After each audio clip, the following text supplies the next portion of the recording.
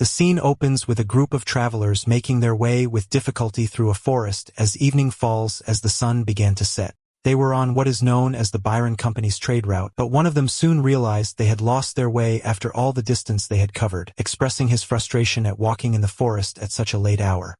Tension grew among the members of the caravan as one of them bluntly asked the group's leader named Byron if this was his first time taking this route. The man expressed his regret for signing this contract and hiring only 10 guards, stating that if he had known the road would be this difficult, he would not have undertaken this journey in the first place.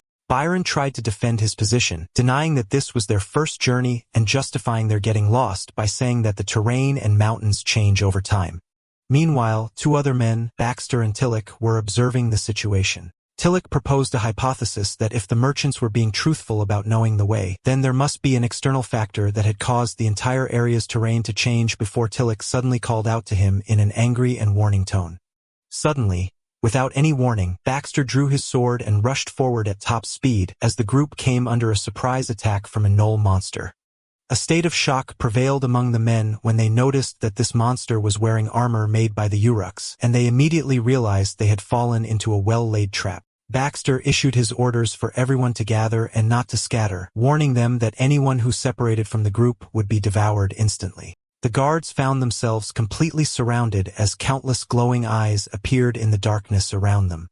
Tillich anxiously asked about their number, and his companion replied that it was better not to try to count them. The monsters launched an all-out attack, and a bloody and violent battle erupted in which the fighters screamed for the monsters to die. Amidst the chaos, Byron expressed his astonishment at the excessive brutality of the fight, even if they were facing monsters, but he was immediately silenced by a fierce threat from Tillich. Tillich vowed to make the merchants pay a heavy price for this ordeal provided they remained alive. After eliminating the first wave of monsters, Baxter warned his comrades not to relax, asserting that monster traps are always continuous and do not end easily. No sooner had he finished his words than Byron shouted, pointing to the horizon where a massive-bodied troll monster appeared. Everyone was stunned and terrified to see a troll appear after their battle with the gnolls. Panic gripped the men's hearts, and one of them shouted the need to disperse immediately or the troll would finish them all with a single blow. Byron gave in to despair, believing his end had come and that all the mercenaries were doomed to die. Baxter began to analyze the situation, wondering if this troll was a trained creature or a weapon of war gone out of control. Puzzled by the idea of producing such weapons in large numbers in a forest like this, Baxter realized that escape was now impossible, so he quickly issued his orders, telling 2 of his men to protect and gather the merchants and ordering Tillich to attract the troll's attention and draw it away from the merchants the next time it threw something. Tillich vehemently objected to the plan, calling Baxter insane, and suggested sacrificing the merchants and using them as bait to escape with their lives. But he then asked Baxter if he had a plan. Baxter confirmed that he did indeed have a plan that Tillich knew well. They would wait for a moment when the troll was distracted and then rush quickly between its legs, a maneuver they had performed many times in their past battles. Despite his question, Tillich seemed terrified by this idea and muttered that he would rather die than repeat it again. As he was running to execute the plan, he suddenly stopped after noticing something strange. He realized the troll was not looking at them, but was staring in a completely different direction. In a sudden moment, before the troll could attack, it abruptly fell to the ground with such tremendous force that it sent Tillich flying into the air. Tillich got up in a state of shock, wondering what had happened, and directed his question to Baxter, asking how he had brought down such a huge monster. Baxter was not responsible. From the darkness emerged another larger and more terrifying monster with glowing blue eyes. This new creature advanced calmly towards the fallen troll's corpse. Amidst the complete astonishment of the mercenaries and merchants, the monster picked up the troll's body and then coldly crushed its head with its bare hands. As terror gripped one of the merchants, he asked Baxter about the nature of this terrifying creature. Baxter replied that someone from the city like him had likely never heard of it before, and that in this forest at least, this creature was considered the most savage of all. So much so that legends say whoever encounters it never returns alive. He then revealed its identity, saying it was an ogre. The merchant was utterly shocked upon hearing this name. Baxter continued his explanation, clarifying that despite the rarity of ogres, they possess unparalleled strength and agility among other monsters. In addition to a cunning intelligence and a stubborn perseverance in hunting, Baxter himself expressed his astonishment at encountering a creature he had only heard about in tales, especially in such a dire situation. Meanwhile, the merchants were commenting on why the mercenaries were frozen in place like that. Baxter wondered what he should do and if he could escape, but he quickly realized that trying to flee would just make him an easy meal for the monster, and he collapsed where he stood in despair. The ogre advanced towards the collapsed Baxter and, unexpectedly, extended its blood-stained hand and spoke to him, saying that he had been through a tough time and that he would guide him from now on. The ogre reassured him and told him not to be afraid, explaining that despite its appearance, the same blood that runs in human veins also runs in its own. He then revealed his true identity, declaring that his name was Leon, and that he was half human and half ogre. After that, Leon led the entire caravan through the forest until they reached Byron Village, a remote village located in the kingdom of Arnia. As they approached the village's fortified wooden walls, a guard from above noticed them and called out to identify them. The members of the caravan began to feel relieved after their survival. Byron complained of extreme fatigue and pain, saying he thought it was his end, while Tillich muttered some curses directed at the merchants. Leon guided them to the village entrance, and one of the caravan members asked if the barrier was meant to keep monsters out. The guard, whose name turned out to be Daryl, called out to Leon in surprise, asking him how many days he had been away and who the people with him were. Leon returned Daryl's greeting and told him that these were members of a merchant caravan heading to the village, and that he had met them while gathering firewood, adding that they had already spoken with the village chief. Despite this, Daryl remained skeptical. He told Leon he trusted his word, but had received no report of a caravan arriving at this time. Daryl expressed his concern that they might be bandits disguised as merchants. This accusation angered Byron, who shouted in their defense, explaining that they had simply lost their way, and that their own village chief had given them the wrong directions in the first place. But Daryl did not change his stance, insisting that the village's security came first and told them they would have to leave if they could not prove their identity. The merchant expressed his extreme frustration with the situation and demanded that the guard, Daryl, at least call for the village chief. Leon intervened in the conversation, explaining to Daryl that although security was important, these people were needed. He told him he had heard the forest's cries for help on his way and concluded that if the path had changed, it meant someone was tampering with the area, and therefore help might be needed. Leon then assured the guard that if things went wrong, he would handle the problem himself to put him at ease. Later, after being allowed to enter, the scene shifted to the Byron Village Hall where the caravan members sat with the village chief and some of its residents. The chief, an elderly man, was laughing with the others as they repeated Leon's words, surprised by his statement that he would handle it himself. Byron commented that the chief was overreacting, while one of the merchants expressed his relief at their miraculous survival and safe arrival, and Baxter praised Leon's strength, considering it superior to that of 10 mercenaries combined. The calm did not last long as Baxter began to question the village chief. He pointed out the defensive barriers he had noticed on his way to the village, which seemed to surround the entire village. Although he understood that monsters and uruks might be common in such a remote place, he felt that these defenses were greatly exaggerated, which led him to ask directly and shockingly if they were preparing for war. While Leon looked at Baxter with surprise, Leon thought to himself that Baxter had a knack for saying the worst things at the most inappropriate times. Silence fell for a few moments. Finally, the chief spoke, admitting that war was indeed a terrible thing. He then addressed Baxter, guessing from his appearance that he was a former mercenary of war, perhaps from Kincaid. The chief elaborated on the concept of war, explaining that in his time, it was a sacred revolution for liberation from the uruks who treated humans like cattle. But he saw that today's wars were no longer like that. They had become mere bloodshed for selfish gains that ended in the destruction of both sides. He expressed his hope that such tragedies would never reach their village, asking them to understand that these defenses were built only as a fortress born from the prayers and desires of everyone for peace. Tillich interrupted the chief's speech, calling his logic twisted and accusing him of beautifying the idea of a weapon of war with flowery words. He added that he would have accepted this explanation if it were only about the barriers, but he pointed to Leon, describing him as a monster. Tillich sharply questioned how words could justify the existence of a being capable of crushing a troll with its bare hands in a single blow, considering this level of power to be dangerously unnatural. He explained that war was a sensitive topic for Kincaid, and to prove that Leon was not a weapon, they needed evidence that the existence of such a horrific hybrid was a unique case. Byron felt insulted by the word horrific, and his companion, Baxter, commented that his words were harsh, while signs of pain appeared on Leon's face. At that point, Leon spoke for himself, saying that he understood their difficulty in accepting him and realized that if they were not convinced he was not a threat, they would spread the rumor that this village was dangerous. But he added that, fortunately, he had a way to convince them and offered for them to meet his mother. Leon led the group to a house. On the way, Tylet complained of a foul smell, and Leon replied that he had sprayed his urine to keep monsters away. Leon reached the door of the house and called for his mother, saying he was back. Leon entered, apologizing for being late and justifying it by some errands in the village that had delayed him. The young blonde-haired woman, whom Leon called Mom, welcomed the newcomers and asked them to enter quickly. The scene then flashes back 15 years to Byron Village. On that past night, the village chief, who looked younger, rushed to the wooden barrier after a guard informed him of an imminent danger.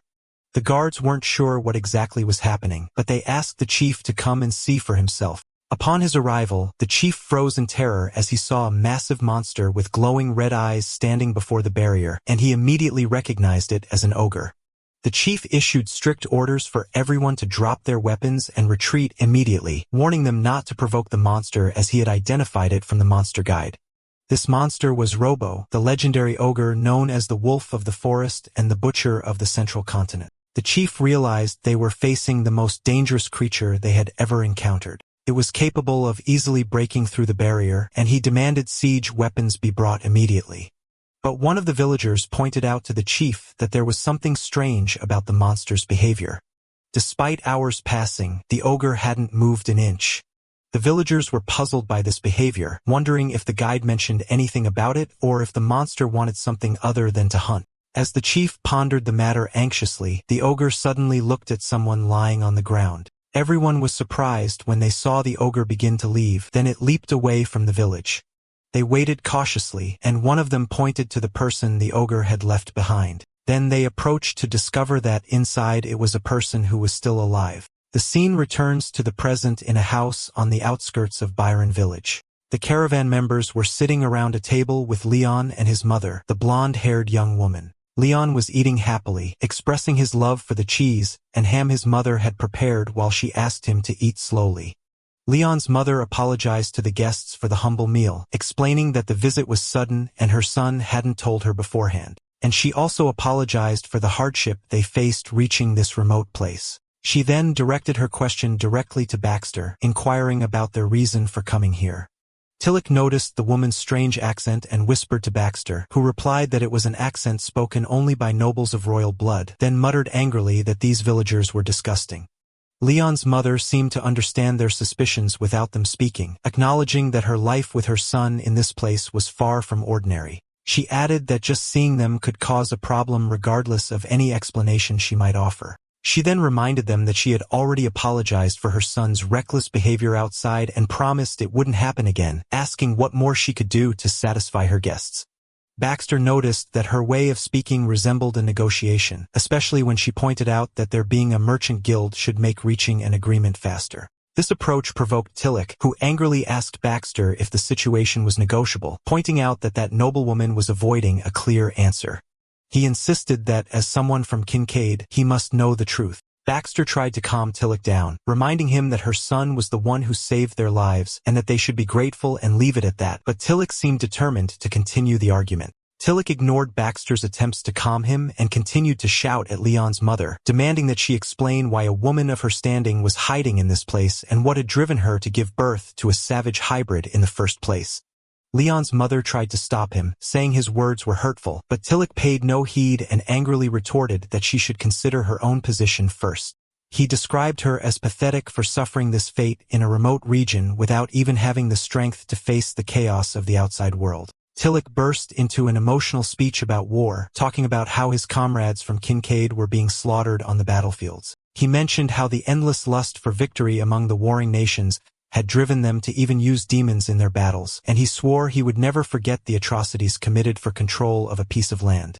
He concluded his speech by expressing his extreme disgust at finding one of the disgusting hybrid war weapons even in this secluded place. At this point, Baxter yelled his name, Tillich, which silenced him immediately. Baxter then took charge, beginning to question Leon's mother with a firm calm.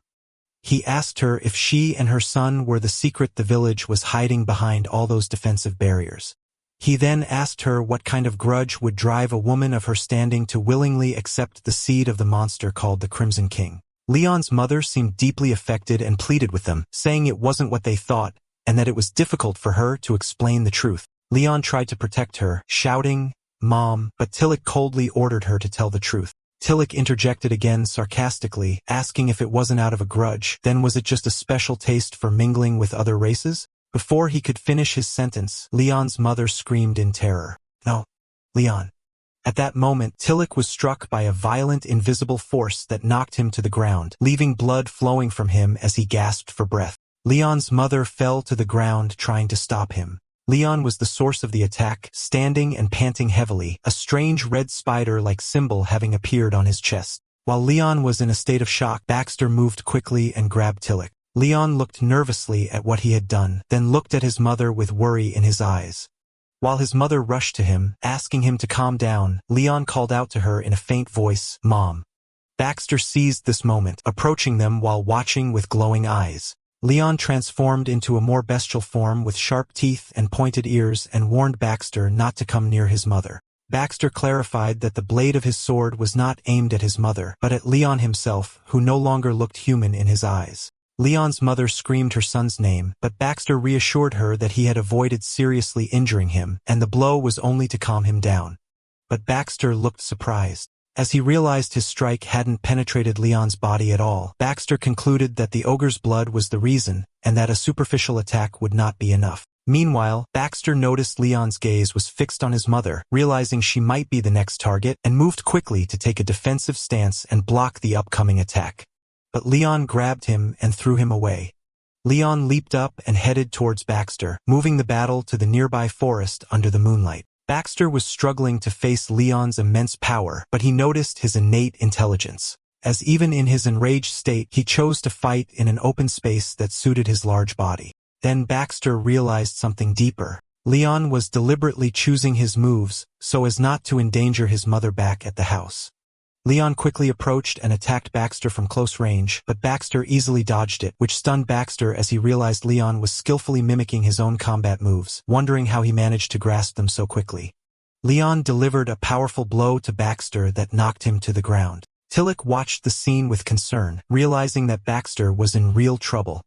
Leon's mother moved towards the site of the duel, and as Leon was preparing to deliver a final blow to Baxter, drops of light began to fall from the sky. At that moment, Baxter realized he had seen enough. He understood that Leon had managed with just a glance to analyze his moves and prepare a perfect counterattack. He admitted that if it weren't for the glowing green pendant around Leon's neck, that counterattack would have instantly killed him. And he expressed his amazement at the existence of a tool capable of controlling a rampaging ogre in such a way. Baxter remembered Leon's mother and commented that she was a truly remarkable woman to be able to handle her son's power. Leon began to calm down gradually, at which point Baxter stepped forward and offered a formal apology. He explained that, as a member of Kincaid, he had to deal cautiously with the threat of hybrids used as weapons of war and admitted he had been overly sensitive because this was the first time he had seen such a case. He then told Leon that he now saw him as just an intelligent and disciplined child living in a human society and promised that his group would keep their secret for his and his mother's safety. Leon calmed down completely and returned to his normal form, looking extremely exhausted. His mother called to him and asked him to come and rest as it was getting late. Leon went to her and hugged her tightly, crying on her shoulder as he called out, "Mom." Outside, Tillich lay injured on the ground, cursing the whole situation. The next morning, the caravan left the village. Leon's mother was in her house preparing food. After she finished setting the table, she didn't sit down to eat, but rather waited for her son Leon to return after he finished guiding the caravan on its way. The scene shifts to Leon moving with the caravan, leading them to the desired path. Byron was among the caravan, complaining that the return journey was harder than the arrival, and Baxter wondered why they were taking a winding road. Leon replied that it wasn't just about avoiding danger, but because the forest was telling him this was the safe path, and he assured them that once they passed this forest, their way would be completely safe. The caravan was now traveling near the border of Helbron, and the merchant was carrying the still unconscious Tillich, while Baxter assured him he would pay him generously for carrying him. As for Leon, He had joined them to lead and guide them on their way. The caravan continues its journey with Leon calling Baxter uncle. Leon apologizes to Baxter for the rough road, but reassures him that they are approaching the city. Baxter seems relieved, then asks Leon if he is tired after spending nights repairing his house, but Leon replies that it was nothing. Leon excitedly tells Baxter that all along the way, he has been remembering the adventure stories he told him about the city, a place he only knew by its smell from a distance. Baxter is surprised that Leon has never heard these stories before, and Leon explains that the villagers and his mother avoided talking about them.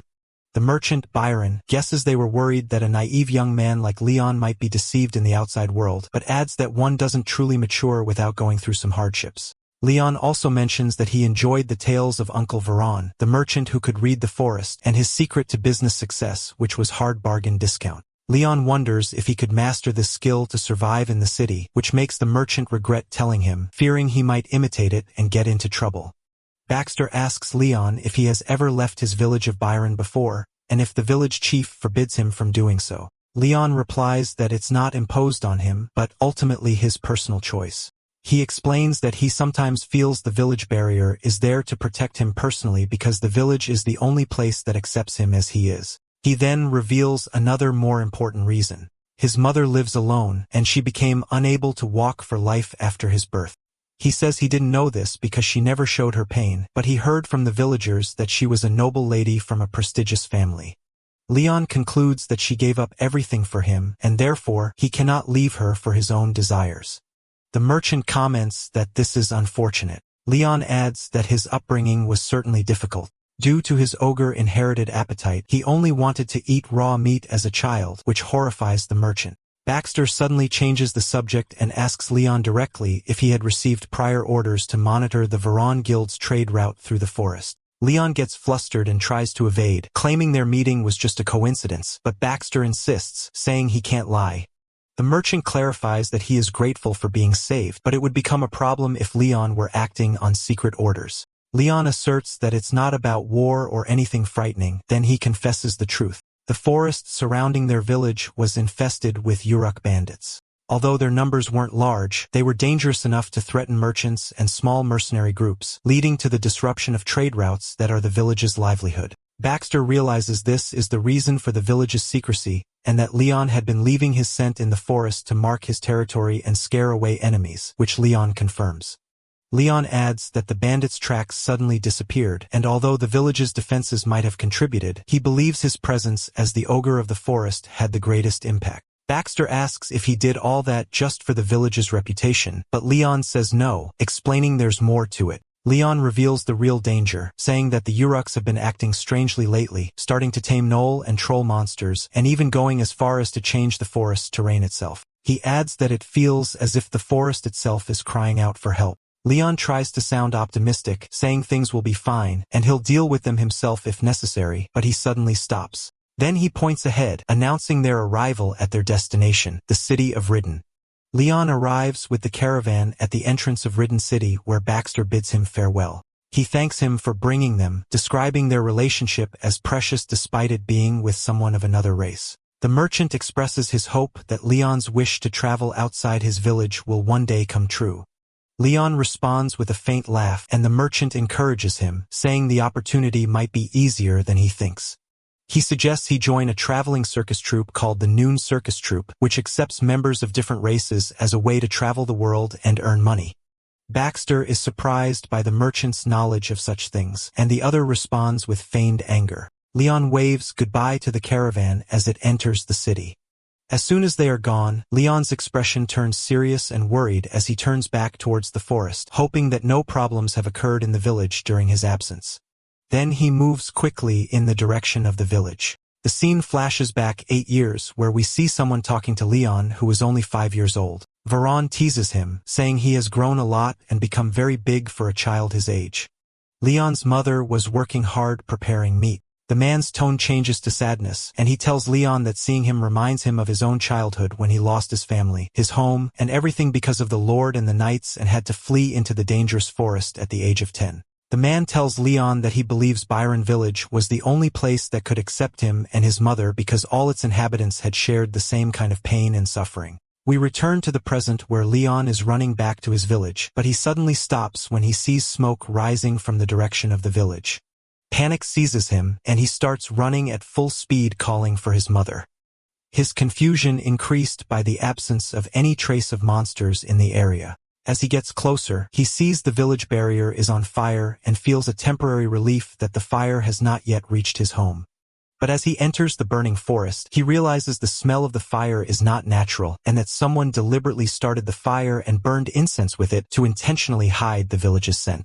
Leon wonders about the identity of the perpetrator and the reason for their actions and realizes he must return as quickly as possible. On his way, he finds Mr. Nielsen, the man who was speaking to Leon in his memory, fatally wounded and shot with arrows. Nielsen struggles to say Leon's name while Leon tries to help him and carry him to the village for treatment. Nielsen stops him, realizing his time has come, and gives him a final warning as he breathes his last. He asks Leon that when he returns to the village, no matter what he sees there, he must keep his composure and his mind. After Nielsen's death, Leon continues on his way with sorrow and determination. Leon remembers Nielsen's final words as he finally reaches the village gates. There, he sees a horrifying scene where organized soldiers are standing on the barriers, shooting arrows at the monsters below. Leon was shocked upon his arrival to find that the attack was not by rampaging monsters, but by an organized army of monsters who had positioned themselves below the barriers, raining arrows down on the villagers. On the walls, Commander Kane gave orders for everyone to prepare to fire, emphasizing the need to target the trolls carrying ladders first as the invaders were already climbing the wall. Kane expressed his confusion at how what he thought was just a handful of Uruk bandits had turned into an organized army so quickly, and he was certain that someone was behind this systematic attack. Suddenly, one of his men shouted his name, pointing in terror at something beyond the attacking force. Behind the army, a massive, terrifying creature with glowing red eyes appeared, riding a giant wolf-like beast, Wurg, striking terror into the hearts of the defenders who wondered about the size and identity of these invaders. They had never before seen someone capable of taming a warg. Kane identified the leader as an Uruk from the wastelands, the kind only seen on the battlefield of Trevenia, and was surprised by his presence here. Suddenly, arrow was shot and hit one of the defenders who cried out in pain. Kane addressed his men confirming that this was not just a random Uruk attack. The arrow carried a message. And as Kane ordered his men to stop the wounded man's bleeding, the Uruk commander ordered something to be sent immediately, and it seemed his message was directed at the village's little ogre. Below, the attack continued as the invading forces tried to climb the ladders. So Kane ordered his troops to prepare and release a volley of arrows to prevent them from ascending. The arrows were fired intensely, and the Uruk commander's deputy watched the battle with contempt, commenting that he hadn't expected the villagers to fight so bravely. But at that moment, an arrow hit him and he fell to the ground dead. The massive commander dismounted his beast and looked at the humans with disdain. Meanwhile, one of the defenders examined the fallen message, wondering about its contents and noting that the writing was not in the Uruk language. The monster commander ordered his followers, and they brought a group of human prisoners. Kane prepared to order another volley of arrows, but one of his men suddenly stopped him and told him to look. The defenders saw that the scouts they had sent out earlier, including Daryl, were being led by the enemy. Kane shouted for everyone to cease the attack, having realized the enemy was using their comrades as human shields. Kane saw his son, Daryl, among the hostages and collapsed, wondering in despair why this was happening. One of the men warned Kane that the attackers were advancing towards the barrier gate and urged him to make a quick decision. Below, a field commander ordered his men to block the way with their bodies if necessary, knowing that the fall of the gate meant the entire village's doom. Meanwhile, some villagers were hiding in a building. One of them wondered fearfully why they were hiding instead of helping to fortify the gates, but another warrior silenced them, pointing out that they hadn't noticed their previous battles against monsters were suspiciously easy and insisted that fighting this way was futile and that the attackers must be after something specific. Outside, the Uruks brought a huge wooden log and began to batter the main gate, while the defenders behind it groaned under the force of the violent blows trying to hold on. Outside the walls, the Uruk commander was talking to someone. The other person was impressed with the battle's progress, commenting that the village's defenses would soon fall thanks to the commander's combat experience and confirming that, as promised, he would also help him with his hunt. Meanwhile, on the wall, one of the men was urging Kane to make a quick decision to save the situation. Cain was in a bitter internal conflict while his son, Daryl, called out to him from among the hostages with a faint voice, "Father." One of the warriors stepped forward and told Cain they had made up their minds. Although he understood his hesitation since the hostage was his son, there was no other way to save him, expressing his regret for this difficult choice. Cain couldn't bring himself to give the order to fire the arrows. So the warrior apologized to him, and another defender took the initiative and gave the order for the archers to prepare to shoot. Suddenly, someone leaped from the trees with incredible speed and landed with a thunderous impact amidst the Uruk army. The Uruk commander welcomed him, saying the little ogre had finally appeared. The shock of his landing sent monsters flying in all directions, causing chaos and astonishment among the defenders on the wall. Cain wondered in confusion if this was really Leon. The Uruk commander spoke again to his hidden ally, telling him the prey had taken the bait as planned, and asked him what he would do now. In the middle of the battlefield, Leon was taking down monsters one after another. Leon saw Daryl, wounded and lying on the ground, who called out to him with difficulty. Leon ran towards him calling out in shock, "Daryl, brother." Leon flew into a rage and began to rampage. The Uruk commander addressed him from a distance, expressing his surprise at finding a rare hybrid, a half-ogre, the fiercest of all monsters, in such a remote place and not on a battlefield. He then asked him sarcastically if he had ever wondered why no one had come to kill him until now. The scene flashes back in time, revealing the identity of this Uruk. He was one of the Uruks from the wastelands of Trevenia, which had been the arena for a great war between races. They were war mercenaries who had made a name for themselves there. They were a hybrid of humans and Uruks, having inherited the strengths of both races, excelling in the use of weapons, leadership, and even guerrilla warfare. But their numbers were very small because they could only be produced through a lost mystical method. When the war ended and they were left without money, they began to earn a living by accepting all sorts of dangerous hunting missions. They acted as protectors of their own hunting grounds and fought for survival, even facing the infamous ogres. But, unfortunately, after a grueling battle, only one of them remained. Thus, the name Uruk, which once referred to an entire race, became the name of a single individual. Over the following years, this sole survivor kept watch over a remote forest in the kingdom of Arena. He waited patiently for the moment of revenge against his people's enemy, watching over that enemy's offspring. The Uruk commander ordered his army not to give Leon any chance, telling them to attack him all at once. He then ordered them to execute the Troll Subjugation Formation and the Null Encirclement Formation simultaneously. Despite these preparations, the Uruk army was retreating before the power of Leon alone. One of the Uruk leaders wondered in confusion how a single ogre could hold them off like this, realizing that at this rate they were sacrificing their men in vain. On the village walls, the defenders noticed that the Uruks had halted their advance towards the village and had all turned their attention to Leon. Anxiety spread among them, wondering if Leon would be alright facing this crowd alone. Cain watched Leon fight before Leon was hit by an attack that trapped his foot. The Uruk commander himself entered into a fierce battle against Leon. The two exchanged brutal blows, and although the Uruk commander was severely wounded and lost some of his limbs, Leon managed to deliver a finishing blow and knock him to the ground. The wounded Uruk commander felt that the sacrifice of his limbs was worth it. As he panted, he declared that the time had come. He addressed the unconscious Leon, saying that when his true self, long suppressed, awakens, everyone he cared about will disappear. Leon would become a rampaging beast, unable to control his instincts. And if he continued like this, he would be left completely alone. After speaking his final words, the Uruk commander collapsed from his injuries, while Leon's body began to transform into a more bestial form. Seeing their leader fall, one of the remaining Uruk soldiers ordered everyone to retreat and take cover, realizing they could no longer win now that their leader had sacrificed his life. After the battle ended, Cain and his men descended from the wall to assess the situation. They found Leon unconscious but still alive, which amazed Cain. One of the men commented that Cain himself had seen how Leon took countless attacks with his body, and that in the short time it took them to come down, he had recovered remarkably, making him wonder if Leon was just an ordinary ogre. Cain wondered if Leon would be able to get up, especially since the Uruk's weapons were coated with a neurotoxin capable of felling a troll, noting that they had many questions to ask him. They were interrupted by the voice of the monster commander, who asked why they were bothering to wake the monster when they could interrogate the cripple lying on the ground. They were surprised to see the Uruk commander still alive, and one blamed the other for not confirming his death. The Uruk commander reassured them not to worry as he felt death approaching due to his massive blood loss, and told them that interrogating a man who no longer clings to life is the easiest kind of interrogation. One of the men warned Cain not to be swayed by his words. Then Cain began his interrogation.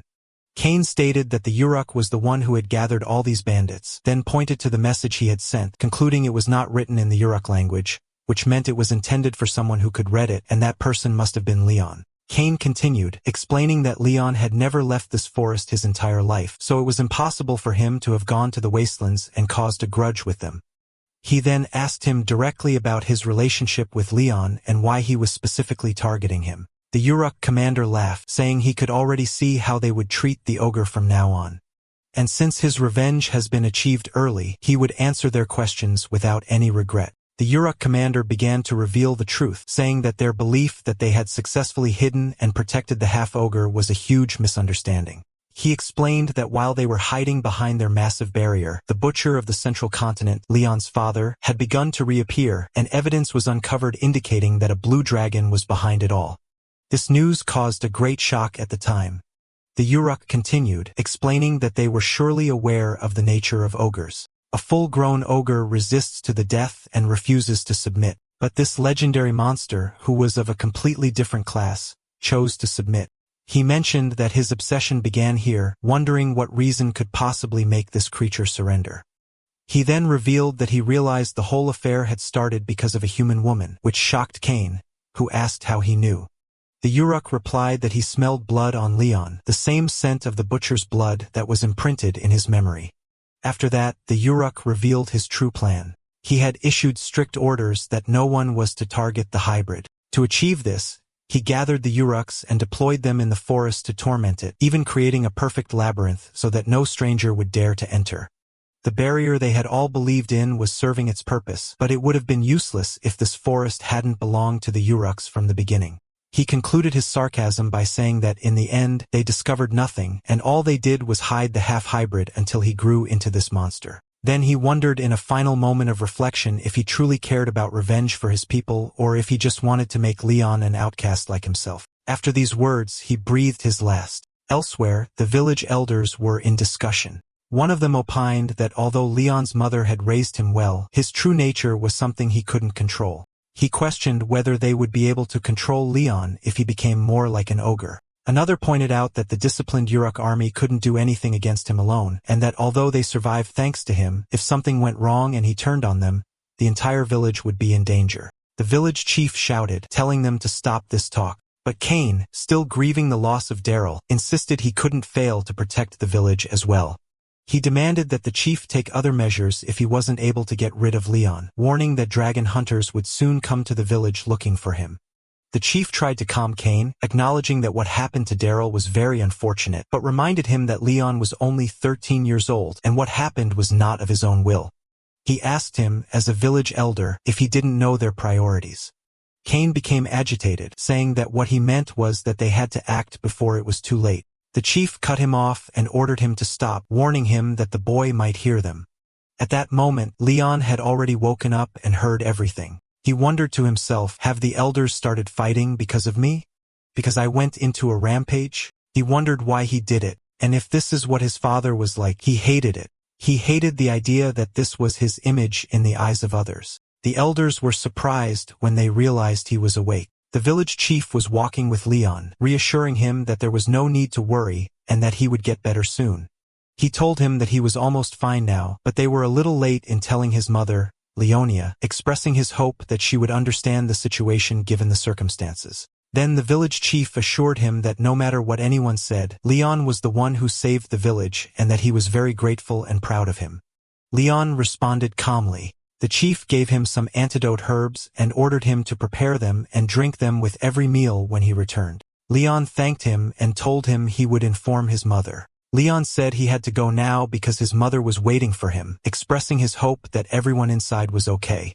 The chief agreed and allowed him to leave. Leon jumped back to his house under the moonlight, arriving quickly where he found his mother waiting for him outside. He landed and called out to her, then hurried towards her, warning her that staying near the fence was dangerous, especially on a night like this. His mother told him to stop and calm down. She told him that she was fine and that there had been no disturbance there, but she pointed out that this was not the problem now. She addressed him, saying she had heard that he had intervened in the chaos that occurred in the village himself, even though she had asked him not to.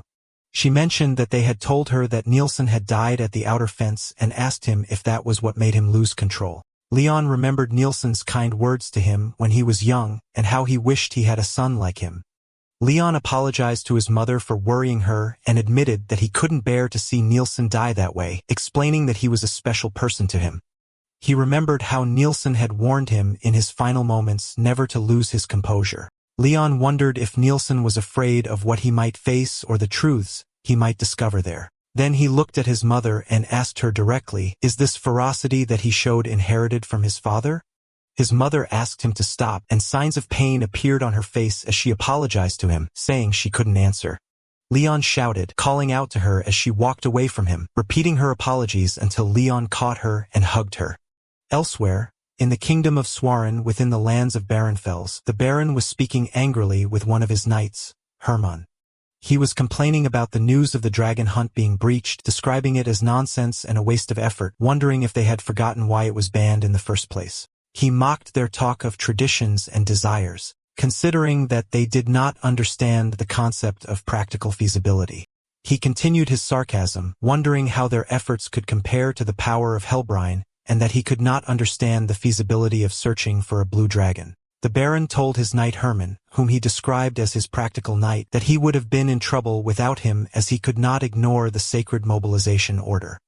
Hermann reassured him and told him that he had made sure there was no room for complaint from the motherland as he had carried out the required duties for the time being, which gave them some time. Hermann added that, as the Baron had predicted, there were an unusual number of strange things in this dragon hunting mission. He praised his master's sharp insight, revealing that the investigation had revealed the birth of a hybrid creature, half ogre and half human. The Baron rejoiced, declaring that this is what he meant by practical feasibility, and that this hunt would not be disappointing. Hermann, of course, confirmed this. After the Baron ordered his knight Hermann to wait for a moment, Hermann looked at him coldly, thinking to himself that the day the Baron's head would join his collection was not far off. Elsewhere, in the city of Ritten, someone was asking about a person named Tilak. The mercenary stopped a masked man, asking sarcastically if the honorable knights thought a mercenary was an easy person to deal with. The mercenary noticed 3 people following them. Tilak complained to the masked man that this situation was different from what he had been promised. The mission was supposed to be done quickly. The masked man responded sharply to Tilak, warning him that his insolence had crossed the line, and that he should know his place regardless of being from Ridden, or his life might end before the mission even began.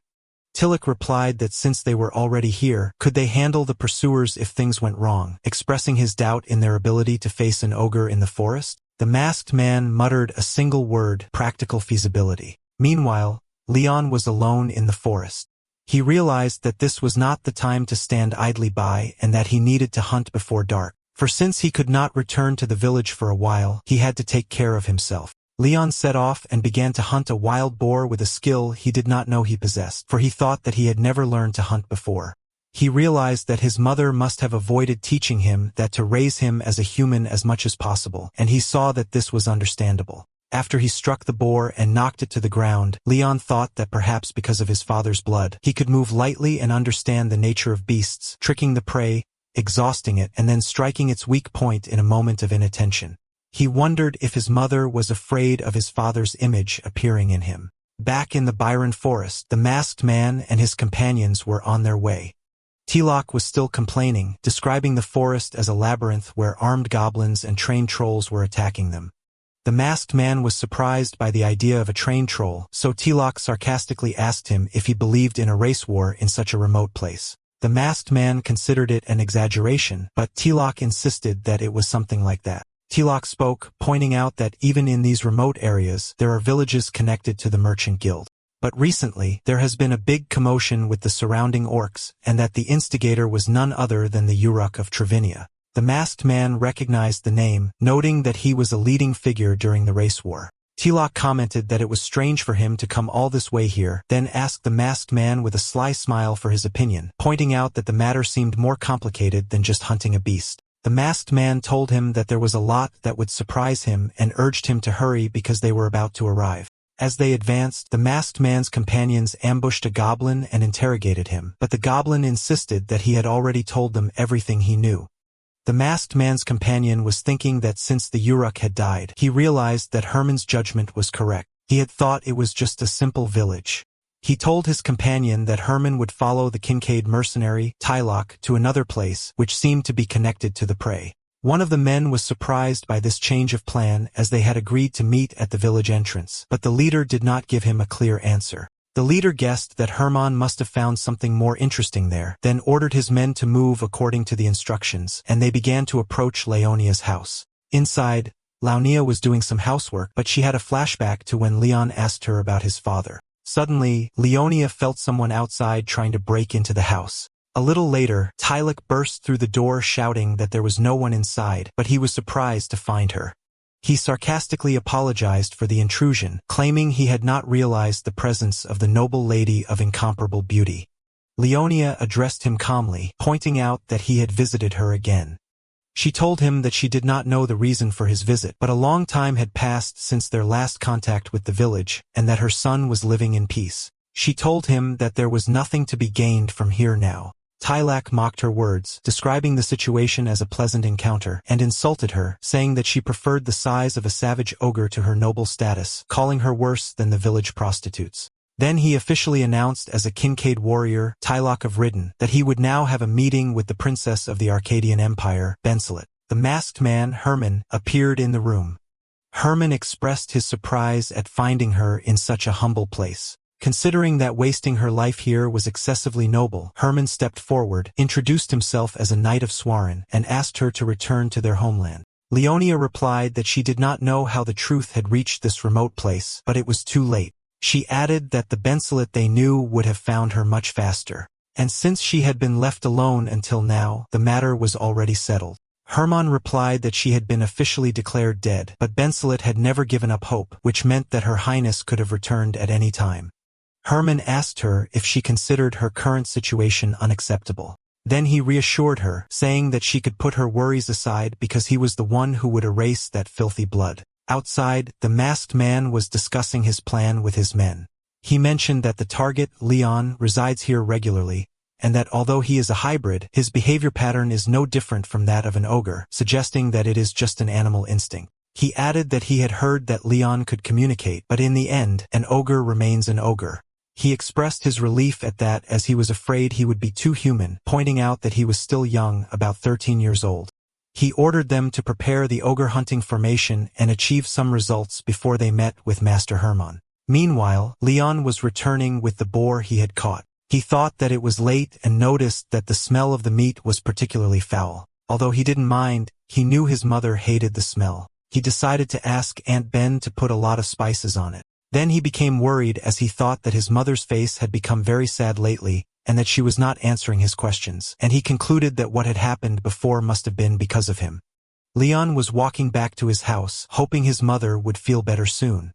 Suddenly, his eyes widened in alarm, and before he could comprehend what was happening, he was ambushed by several attackers. He was wounded but fought back fiercely, wondering in confusion about the reason and source of this attack. He realized that he had not smelled or sensed their presence just before the attack and concluded that this was definitely an organized hunt. He looked around anxiously trying to locate his enemies and wondered who they were. He continued to dodge the blows, but he was wounded again with a deep gash when one of the masked men hit him from behind. Leon fell to his knees in pain and wondering why. He thought that all this time he had been living and hiding in complete peace. So why were they chasing him again? He felt that this was a great injustice. As one of the attackers raised his sword to deliver the final blow, Leon's eyes shone with determination, deciding not to give up anymore. Meanwhile, inside the house, Tylok was mocking Herman, describing him as the predictable person who was tired of serving a nouveau rich nobleman who had bought his position. He blamed him for losing his composure at such an opportunity. Tylok continued his insults, considering that all nobles like him were pathetic, and that the condescending looks Leonia had given him before were nothing but hollow recklessness. Herman thought to himself, saying that they could argue as they wished, but things would not go their way. Leonia told them that the one who would shed blood in the end would be the visitor. Suddenly, Herman looked towards the door in surprise. And at that moment, Leon burst into the room with force, extending his hand to grab Herman, but he stopped before he touched him. Herman took this opportunity and pointed his sword at him. Leon skillfully parried Herman's swift sword strike. Herman expressed his admiration for Leon's movement, wondering where he had learned such agility. Their clash resulted in a powerful surge of energy, which stunned Tilok. Tilok thought to himself that Herman's audacity was beyond normal, and wondered if Herman was hiding his true strength. Leon was also surprised to find a sword master in this place. Herman stood with his sword glowing while he held his mother, protecting her from Herman's attacks, and Leonia cried out his name in anxiety. Leonia told Leon to calm down, assuring him that they would not be able to harm her, and urged him to hide and get out of there immediately. But Herman delivered a powerful blow of his sword's energy towards Leon, who cried out in pain. Herman announced that, in the next round, there would be no mercy. But before that, he would listen to any last excuses his lowly mouth might utter, wondering how a mere beast could defeat a knight even if he was just a novice. He was wondering in amazement how it happened. The scene flashes back for a few moments to the Byron forest where the masked man's companion was panting. He said that although he was just a small beast, he had never enjoyed killing the young. His companion replied that he didn't seem like it. The man noticed that Leon's size was slightly smaller than a full-grown ogre. The man told Leon that resistance was pointless because he could not change what he was born as, and that the only reason for the prey's existence was to be hunted. In an instant, Leon moved with incredible speed and dodged the man's attack, who was shocked by his movement. Leon launched a counterattack and severely wounded the man. His companion looked at him in shock, wondering how Leon had managed to predict his movements with such accuracy, and the wounded attacker wondered if it was possible even if he was a trained creature. More importantly, it was illogical as Leon was supposed to be unconscious and in a state of rage now. Another man wondered angrily if the poisonous drug had not worked properly and decided to quickly finish off Leon before he fully recovered. But Leon faced him calmly, revealing that he knew the needles they had thrown at him were poisoned and that they wanted to turn him into a beast for the hunt. The man was shocked by Leon's intelligence and his ability to understand the situation, even feeling the echo of the forest. Leon asked them what harm he had done to them and whether being born this way was a sin that required him to willingly accept death. Then he turned the question on them, wondering if the beast they had faced so far had died willingly for them and then attacked them. Leon knocked down the man, who screamed in terror at his crazy movements. The attackers realized that Leon was emitting the poison that had spread in his body in the form of a hallucinogenic vapor and using it against them. At this moment, the roles were reversed and they became the prey. Leon moved with lightning speed among them, and the man was terrified because he had not touched a single hair of him. Realizing that the smoke that had hidden their scent had cleared, he panicked. For if this situation continued, Leon would surely head towards Master Herman, which should never happen. Leon wondered to himself, is he a beast or a human, and does it really matter? Then he wondered what form he should take to be able to live. Meanwhile, Herman was wondering if it was time, but he decided it didn't matter and that he would interrogate his disciples himself later. For his part, Herman addressed Leon, saying that he was just curious about a beast's point of view for a moment, then coldly ordered him to make sure he died clearly in front of his mother. For in this way, the princess would easily give up. Herman attacked, but Leon stubbornly resisted him, asserting that he would never let him do as he pleased. Leon parried Herman's attack while protecting his mother. Leon repeated his insistence that he would not let him have his way. Herman looked at him angrily. While in the background, Tilok was cursing the situation, considering what was happening to be madness and wondering why everyone who used the aura blade had such sharp tempers. Then he thought to himself that things were going as planned. Leon jumped out of the house, moving away from where his mother was so that nothing would happen to her if he fought with his full strength. Herman stood gathering his energy, and suddenly, he brought out a long spear glowing with energy and charged the spear with his internal energy and launched a devastating attack and aimed it in Leon's direction, creating a massive explosion. From a distance, the masked man's companion saw the explosion and shouted in amazement that it was Master Herman. He wondered angrily if that ogre had finally gotten on his nerves. He explained to his companion that in a way not befitting a sword master, Master Herman always carried a long spear for practical feasibility, although this weapon was despised for being used by farmers. Herman had not overlooked its specialized power in hunting, but he only used it in very rare circumstances, which meant the situation was serious. The man shouted excitedly that he had seen the explosion, and in this way, they were able to confirm Master Herman's location and ordered his companion to move at top speed. But the other warned him that moving quickly might attract the attention of the night beasts, which would put them in great danger. The first replied angrily that they had already let the ogre escape due to their negligence, and that what they should fear now was the knight's reprimand more than the beasts, and that there was no time to hesitate. They rushed quickly towards the place from which the spear had been launched. Elsewhere, Leon was moving through the forest. He felt dizzy and foggy, perhaps due to the effect of the poison.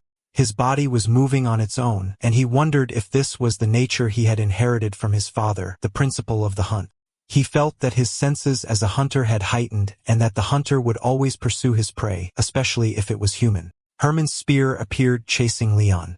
Suddenly, he felt the massive explosion of energy, and the spear shot towards him at high speed, inflicting serious damage on him. The village chief was talking to the elders about Leonia when they noticed unusual smoke rising in the direction of her house, and they wondered if something had happened after a period of calm. One of them mentioned that Ken had warned them that Leon's lineage would soon bring trouble, and that they should be very careful. Others wondered if they could stand idly by while Leon and Leonia's lives might be in danger and suggested that they at least check on the matter. But the village chief hesitated, saying that Leonia was with Leon. And if the matter was beyond Leon's ability to handle, they wouldn't be able to do much either. While the chief was wondering if the village's safety was the priority, one of the elders objected, saying that Leonia's safety might be the biggest threat to the village. He announced that, if the defense force was incapable, he would move himself. At that, the others decided to follow him and set off towards the source of the smoke. In the forest, a pack of wolves was following the scent of Leon's blood after he was injured. In the forest, the masked man's companions were moving towards Herman's location. After the masked man's companions reached the site, Herman finds his colleagues defeated. Their leader told Herman that they were too late and that their failure was certain. Herman sarcastically asked him if he should consider that an insult. The man warned him desperately, telling him to be extremely careful and explained to him that although the ogre is an intelligent creature, it follows instinct, not logic. Herman told them that Leon possesses human intelligence in addition to his innate nature, and that he has been subdued as a human. The man told him that they were just parties helping Master Herman in his work. Herman replied, "Good," then asked them if, from a practical feasibility standpoint, he should spare their lives and ordered them to give him their non-sword-wielding hands. As he was thinking about the next problem, he noticed the arrival of the village elders and smiled, saying that the bait had arrived just in time. One of the villagers tried to ask Herman why they were there, but the elder silenced him. Someone asks the village chief if they are capable of defeating Herman and his companions. The scene shifts to the distant past where an old man was warning his son that challenging the Lord never ends well, describing his rebellion as a childish tantrum. The son replied that the taxes had reached 70% and that they would starve if they continued to feed the lords. The father asked him if this was his only justification, and the son replied that ever since the farmer's daughters were hanged in the square, everything had changed. He reminded his father that on the day the youngest girls were to be taken to serve the Lord at night, it was the father himself who had said he would rather die fleeing than let that happen. Then the son revealed that he knew about his father's secret meetings with that girl, and that he was the one who had urged her to flee. The father warned his son that hatred that goes beyond justification is more dangerous, so the son apologized to him. But the rebellion against Lord Swarin was much larger than expected, and the Lord, who had remained silent until then, finally moved. The scene returns to the past to reveal the consequences of that rebellion. As Lord Swarin moved, as if he fully expected things to reach this stage, he responded in a manner befitting his status and dignity. He suppressed the first large-scale rebellion in the region with extreme violence, ending the rebellion in a dismal failure without achieving any gains or objectives. The father could do nothing but secretly watch his son's body hanging in the public square. That was the most he could do.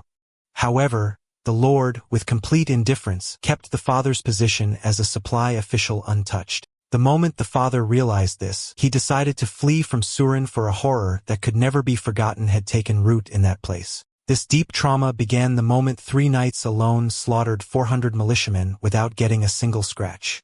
We returned to the present. The village chief was lost in thought, remembering what had happened to his son as the villagers were shouting in anxiety, calling out to their leader. Suddenly, one of Herman's men moved quickly, announcing that this man, one of the elders, was saying something. and before he could finish his sentence, he stabbed the elder named Den and killed him. The chief screamed the name of his other companion, Henderson, in terror. But before he could do anything, another man stabbed Henderson and killed him as well.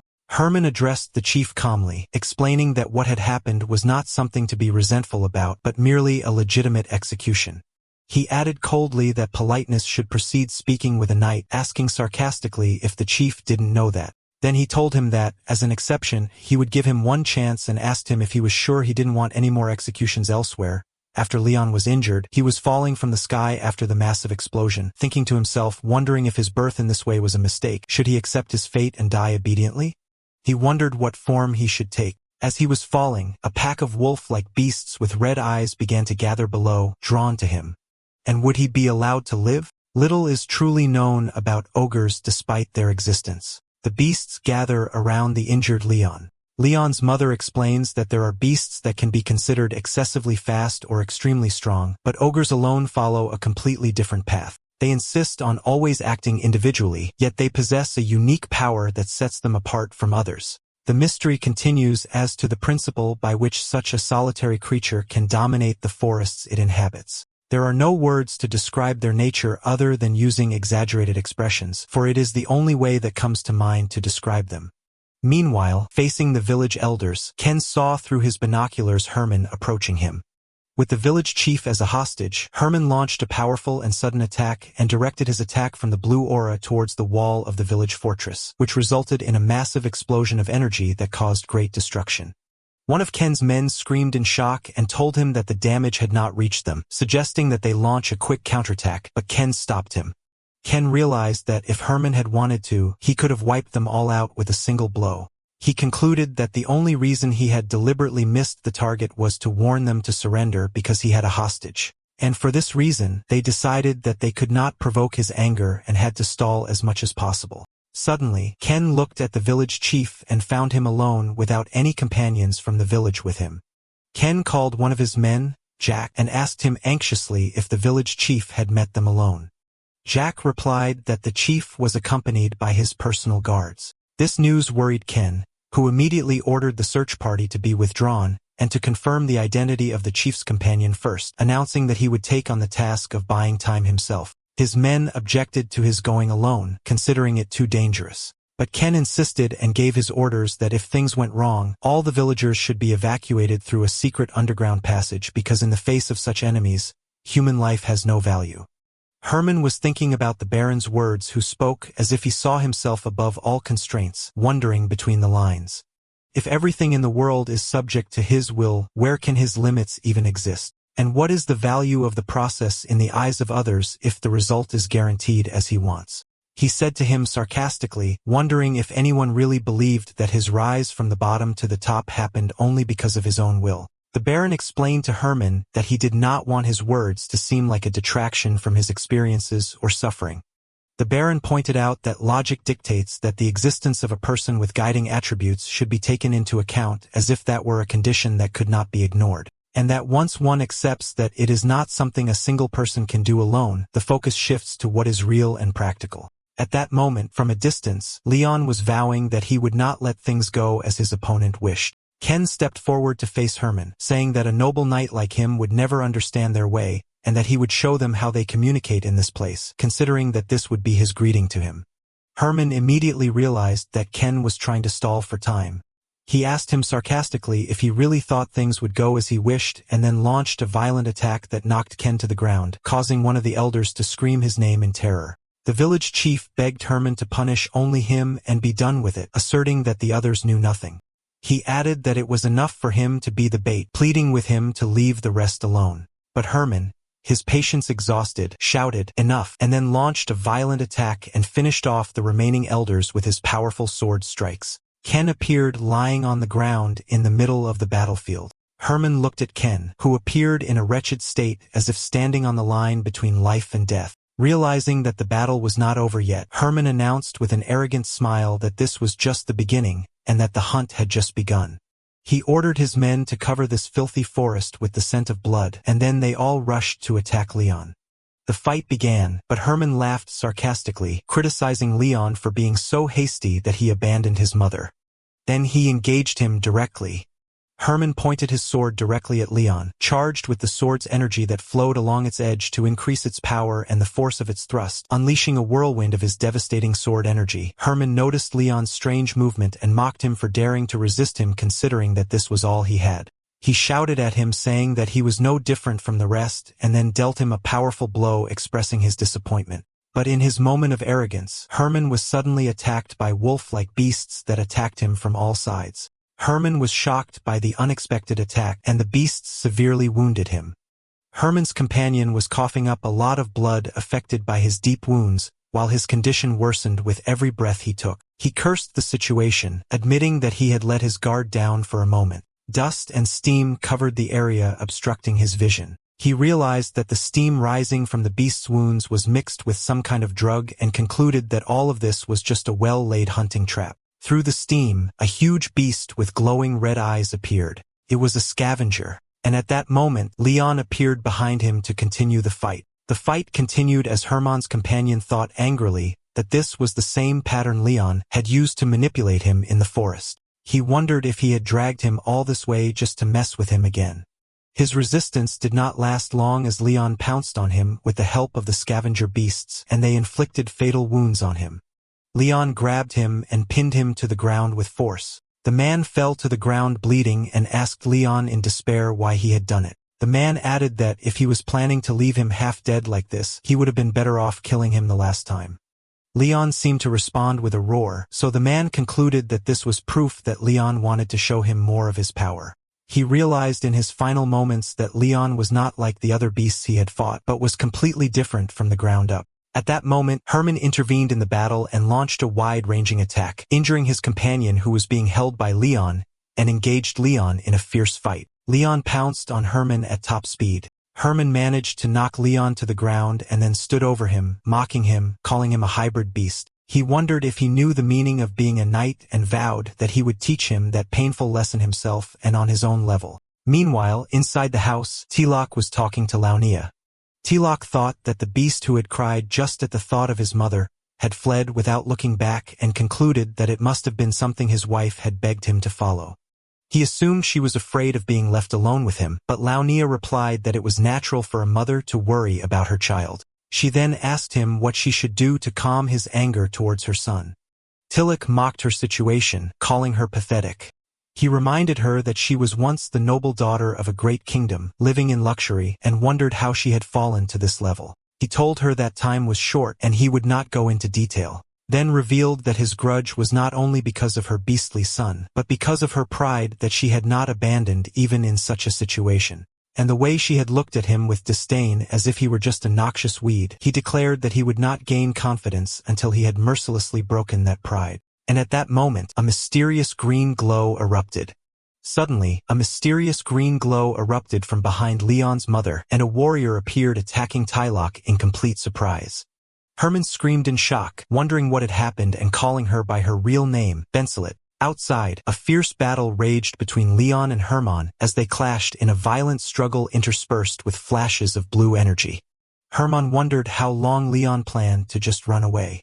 Leon charged with all his might, using his shoulder as a human battering ram, and rushed to collide with Herman in a surprise attack. Herman blocked Leon's charge with his sword, but the force of the blow was so immense that it pushed him back, dragging his feet on the ground. And Herman began to think that this struggle between hunting and predation would never end if one of them could not settle the matter. Herman noticed that there was a strange power leaking from Leon, a power he had never seen before. He sneered to himself at the idea that a lowly hybrid like Leon could become the king of the forest in such a short time. He continued his sarcasm, considering what he was seeing from Leon to be laughable and wondering if this was all he could show. A huge beast appeared behind Herman and tried to pounce on him from behind, but Herman caught its movement at the last moment, so he turned quickly and dodged the attack. Herman managed to deliver a powerful blow that cut off the beast's hand. Herman did not give the beast a second chance, so he pounced on it using one of his combat skills. With each blow of his sword, the beast's breath became shorter until he delivered the final blow that tore it to shreds, and its remains were scattered on the ground. Herman stood panting, trying to catch his breath while drops of the beast's blood fell on him from above like a dark rain. Leon asked in amazement how Herman could be a knight, and the latter smiled sarcastically and replied with a counter-question, wondering what Leon had originally thought of him. Leon commented that this was to be expected from a knight, as he was completely different from ordinary soldiers. Herman had managed to avoid the trap he had set for him even in that state. Herman flew into a rage, calling Leon a worthless hybrid and vowing to make him pay for daring to talk back to him. Leon mocked him, saying that as a knight he couldn't even target his weak points. He who was just a puppet from Travinia. Herman told him angrily that he was forgetting his place. Herman launched his sword towards Leon, charged with a roaring internal energy that propelled the blade to pounce on him with lightning speed. The situation gave Leon no chance to maneuver, so he received the sword's thrust with his shoulder directly in a desperate attempt to block the blow. Herman told him he would teach him himself what that meant, but Leon managed to avoid his attack, and one of the wolves appeared and bit Herman's hand. Leon took this opportunity, delivering a crushing blow that sent Herman flying. After the battle ended, the village chief stood amidst the destruction, holding one of his fallen companions. And looking at the scene in silence and deep sorrow, Leon holds the defeated Herman by the neck. Herman remembers angrily calling Leon the scum of Travinia and a slave of the Uruks, and expressing his disgust that people like him were the ones who had driven the continent's knights into this miserable state. Leon replies, wondering about the usefulness of these threats, asserting that he has already overcome the meaning of the word knight and can do it again and again. Herman guesses that Leon's attachment to this title means that he himself is from Travinia, to which Leon replies that he never wanted things to get to this point. Herman screams in anger about the amount of suffering he has endured to reach his position and delivers a punch that finishes him off for good. Leon stands alone amidst the destruction after killing Herman. Leonia comes out of her house after the battle is over. Leonia was looking for Leon. Leon appears from behind the house, having returned after a fight even though she had told him to flee. He justified his action by saying that he could not leave because the enemies were planning to use the villagers as bait. Leonia blamed him, reminding him that he could have died, and asked him if he was willing to sacrifice his life for a village that had disowned him before. Leon insisted that they were good people who had sheltered them and that they were just weak and scared. But she warned him that this was no reason to die for them, and that because of what had happened, they would try to abandon them again, which shocks him. Leon realized that this was not an unlikely possibility, and that her words might be true, and that he had to act as she said to protect himself in this world. Leon asks Leonia how she is and what happened to Telok. She told Leon that Telok had simply left when the night did not return. Leonia notices his miserable state and tells him to rest now and they will clean up later. Leon agrees and tells her that he will prepare a place for her to rest as well, but he stops and tells her the truth. He fought because he thought it was the only way he could continue to live with her, and begged her never to ask him to run away again. Later that night, Leonia sat watching him as he slept and looked at the glowing green pendant around his neck. Meanwhile, the villagers gathered around a large fire in the village. And in the village hall, the chief sat alone, worried. He remembered his conversation with Ken, who had told him that he did not hold him responsible for the death of his son, Daryl, because of Leon. But Ken asked him if he could guarantee that such a tragedy would not be repeated, reminding him of how dangerous it was for a knight to remember them in this world. The village chief sits in the village hall, worried, and suddenly a strong green light appears before him. A huge armored man materializes from the light, and the chief realizes that the problems have already begun. The chief calls the armored man by the name Kaslen, marveling at his use of Bensalet's power, and asks him if he has been watching everything all this time. Kaslen confirms that he told the chief that such a day would come. He explained that although they had gone through many dangers over the past 14 years, this situation was different. He insisted that as long as Leon was connected to a knight, the princess's, Leonia's safety was no longer guaranteed. The chief wondered if the problem was because of witnesses, specifically the mercenary with the thick beard, Tylok. Kaslen reassured him that measures had already been taken to silence him, and that he had dealt with the matter on his end. The chief realized with a shock that this meant Kaslen had already contacted Leonia. Kaslen remained silent for a few moments while Leon was asleep in his room. Then he asked the chief about her decision. The scene shifts to Leonia writing a letter next to her sleeping son's pendant, while tears streamed silently from her eyes.